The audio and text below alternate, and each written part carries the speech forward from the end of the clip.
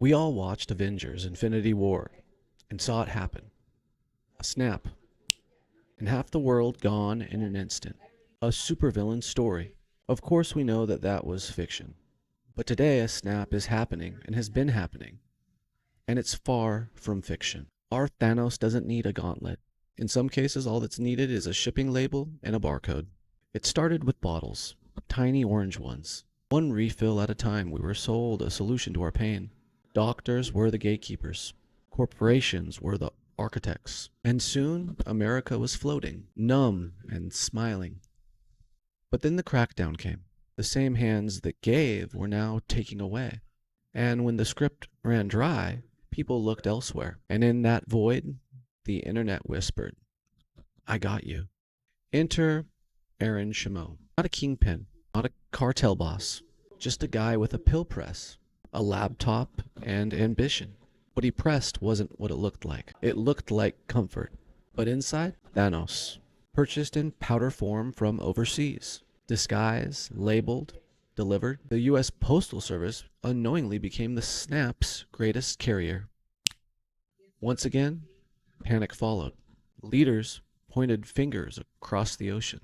The dragon was blamed, and the tap was tightened. But what we know is that when you close one door, another door opens.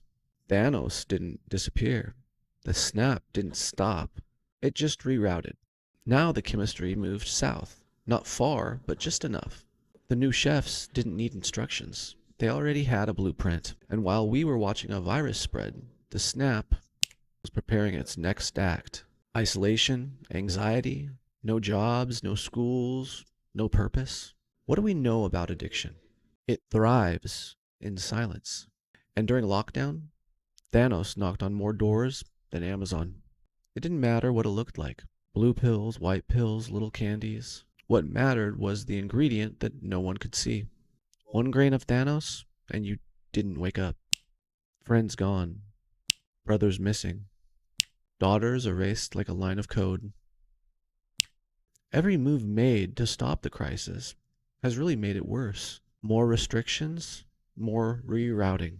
Fewer answers, more graves. So we have to ask, who's winning here? The ones who never got to see the chaos? The ones who profit while we bury potential? Or the ones whose playbook said, if you want to defeat an empire, make sure their youth never grows strong? Maybe this was never about drugs.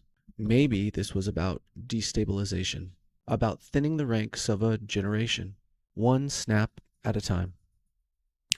The question isn't whether Thanos is real. The question is, who gave him a map to our front door?